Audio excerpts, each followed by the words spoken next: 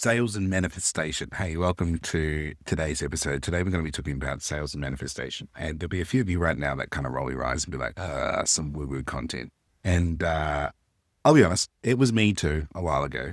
And it's been a long time since I've revisited this idea of manifestation and sales. And truthfully, it's probably a piece of my content that I don't talk about a lot because I guess I have this judgment, if you will, that like people will think you're weird if you talk about this, and people are one dimensional and they only believe in strategy and tactics and that kind of thing.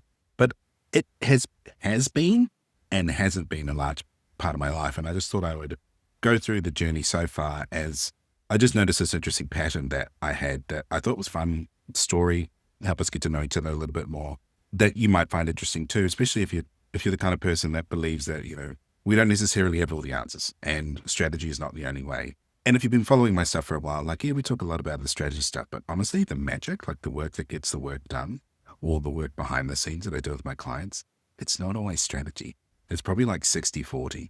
We can teach you the right questions to ask, the structure of the questions and that kind of thing. But truth be told, there's a lot of stuff behind the scenes. And let's talk about manifestation, right? And we probably lost half of you already, but let's dig into it. And the very first time that I got introduced to this concept was back in maybe 2018. And I had this friend of mine who was a coach. And at the time that I met her, she wasn't doing very well. Yeah, she had to steal an apple from the grocery store to feed herself. And then I saw a couple of months later that she was in Bali living her best life, staying at this hotel called the Hanging Gardens Hotel. Now, the Hanging Gardens in Bali is like $800 a night. It's this really stunning 5-star hotel in the middle of the jungle in Ubud that is just absolutely stunning, right? And I was like, hang on a second, make that make sense. Like how in the space of 6 months did you go from stealing for food and then staying in a hotel? And I was triggered by it. At the time, the business was doing about $10,000 a month, just through retainers and that kind of thing. We hadn't had any of the systems or the marketing systems that we have in place now. And I messaged her and I said, what the hell happened?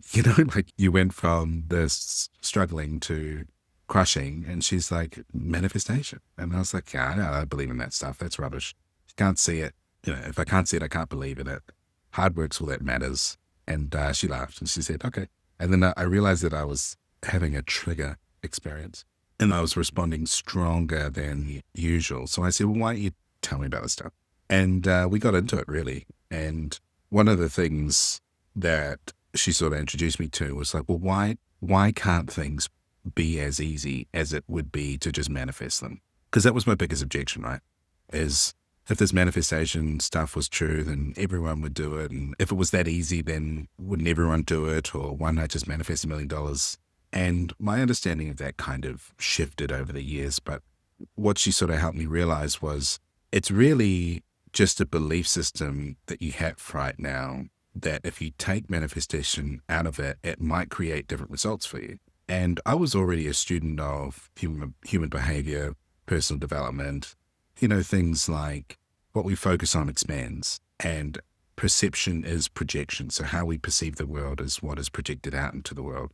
And she helped me sort of drill down as to what was my gripe with manifestation. And it was that things couldn't be that easy.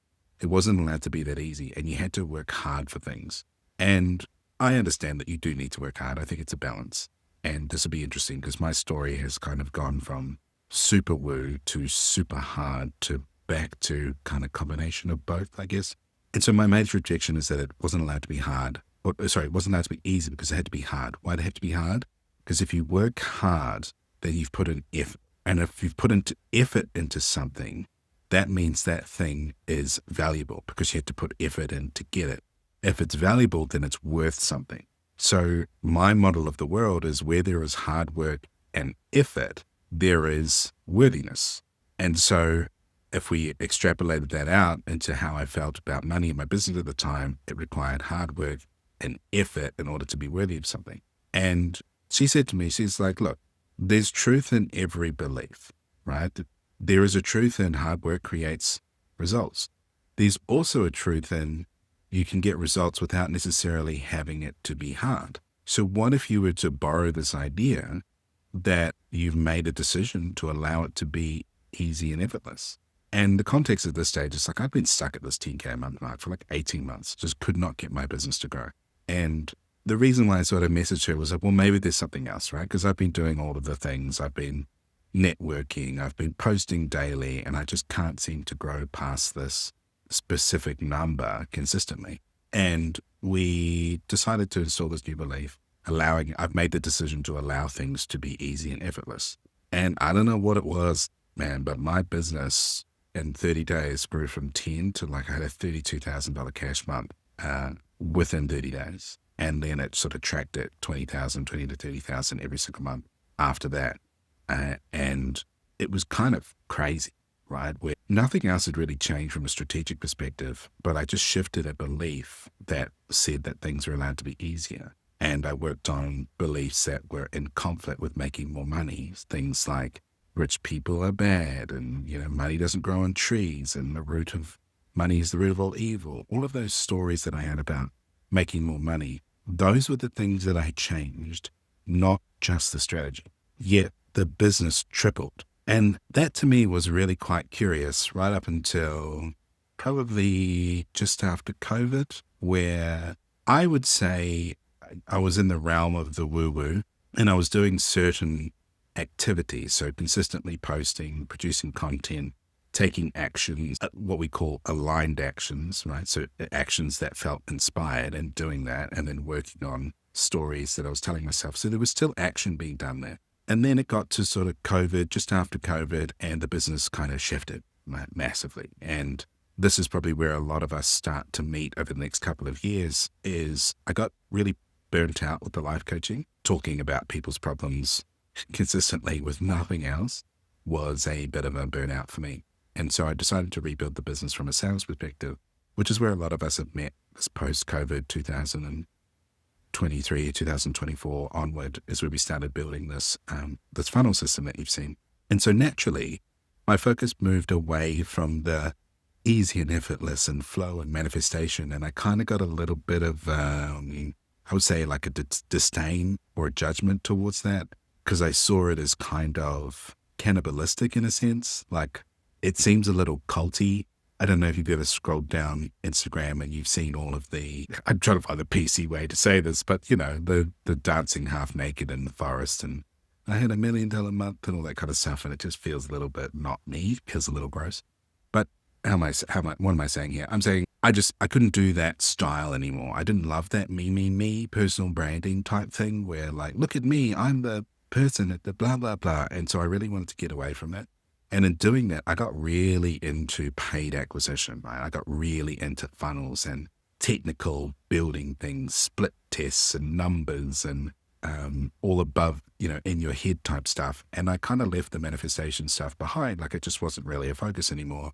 And then I realized maybe I've gone too far one way. And so before I'd gotten to the strategy and that kind of stuff, I think I went a little bit too woo, where got detached from work and structures.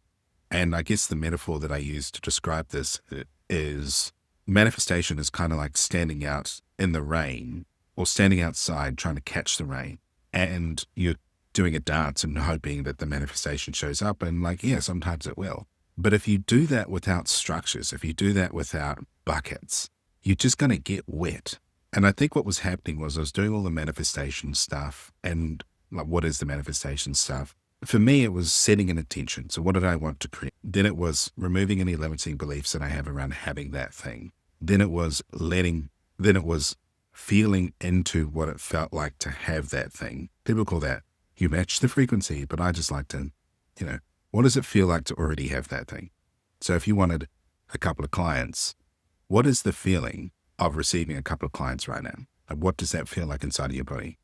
And if you can't feel it, look at the limiting beliefs that say you can't do it. Because typically the reason why we can't access that feeling is because there's a limiting belief there. And this is the kind of fundamentals of the manifestation, which is really closely aligned with any personal development. So I think they go hand in hand. And so these are kind of the steps, right? And so then the next thing that you would do is you would, we call it vibe with the feeling. So just you practice being in that feeling at least once a day. It's like tuning into a radio station. Let's tune into the radio station of receiving 2 clients and see what that sounds like, feels like, looks like. and practicing that daily, and then noticing any stories that say you can't have that and removing those stories. And then obviously the last step in that is letting it go and trusting, having faith that it's going to show up. And you can do that by listening for the inspired action. So while you are practicing that feeling, there are actions that populate that you can follow. And so for me, those might have been launching a program, writing a post, listening to a podcast. There could be these different inspired actions that I would take that individually didn't really make sense. But then once you had created what you wanted to create, they did make sense. And what I mean by that is individually, they felt like notes on a piano. And if you played the individual notes, it didn't make sense.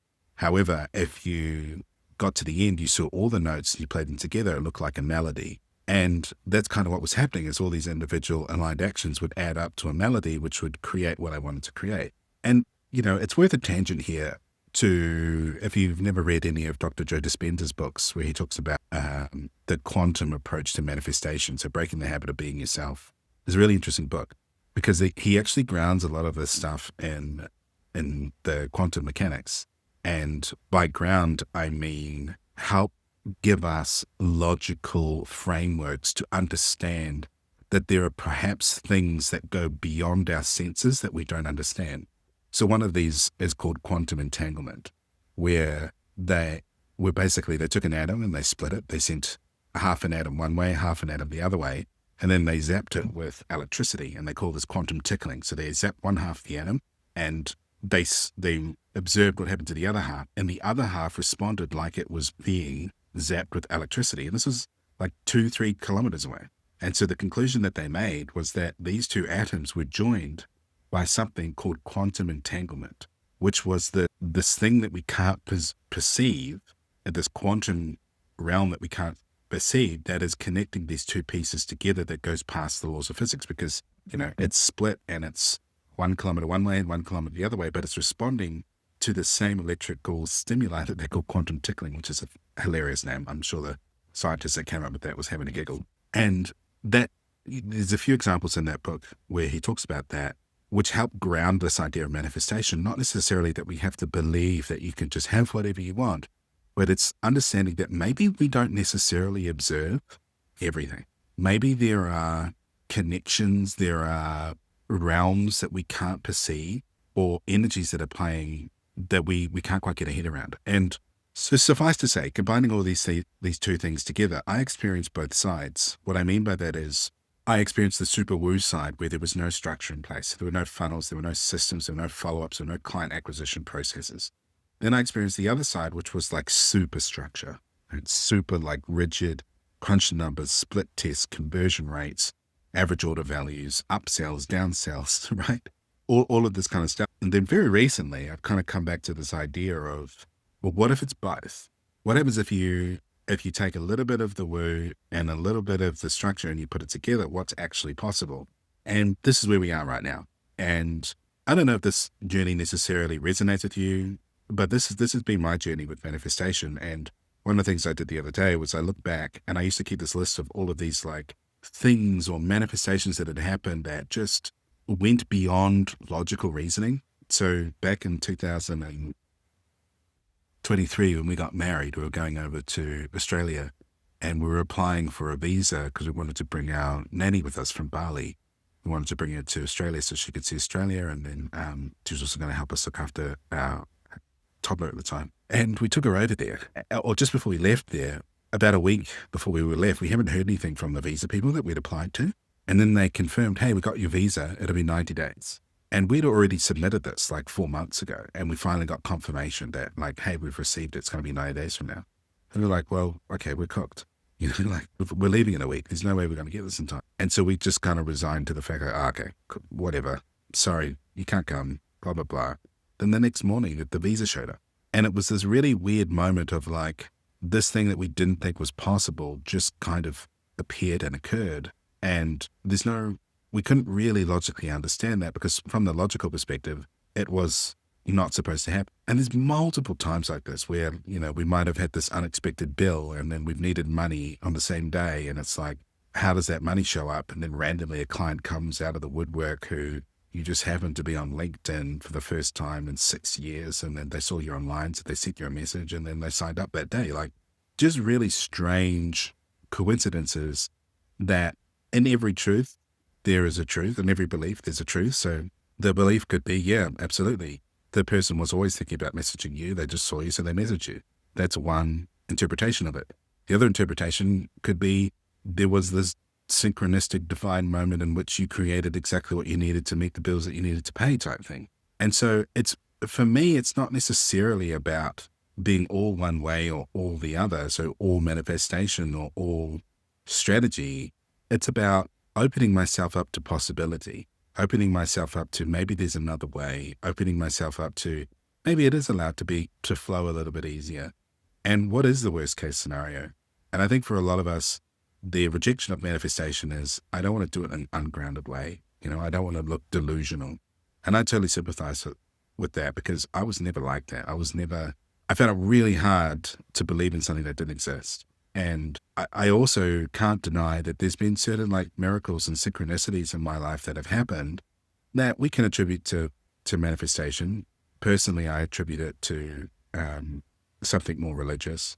This is not a religious or political podcast, so I won't get into that. But maybe there's something else that we don't understand. Maybe there are forces and energies that we can harness and utilize to create the lives that we want. And I've been doing this for 9 years now. And there's, in my clients and in my own business, there's been things that have happened that are just so synchronistic and so specific to that person that I just can't help think that maybe we don't know all of it. Maybe there's room for more. And yeah, I just wanted to share that with you today. I was just looking back at my manifestations list and all of these random coincidences that had happened over the last couple of years or so. And I just thought that's really interesting. And I've also personally decided to like practice it a little bit more. So thinking about the things that I want to achieve and even just from a personal development perspective of what we focus on expands. I tend to spend a lot of the time in my business focusing on all the problems, right? All of the things that need to be fixed and all the things that are not going right. And I don't focus a lot of the time on all the things that I want to achieve. And so I guess this podcast is just recording in this moment in time how specifically I feel about manifestation and I guess marking the journey, and then maybe opening up some questions for you as well. Like, have you ever practiced it? Do you believe in it? Do you not believe in it? What would happen if you put the two together in your business? And if you set an intention and you cleared the limiting beliefs and you practice feeling what it feels like to already have that thing, what would that do for you? What happens if you let it go and then take the inspired actions? So yeah, I just thought I would posit that for you today. And then I got a couple other episodes that I want to talk about specifically regarding some of the work that I did around money that I think is quite interesting that we don't see anywhere else, especially in the sales world. And I just really hope that you're enjoying these podcasts, that you're getting some value out of them, that it helps you sort of get to know our philosophy and me a little bit more. And yeah, I trust this was valuable, and I'll see you in the next one.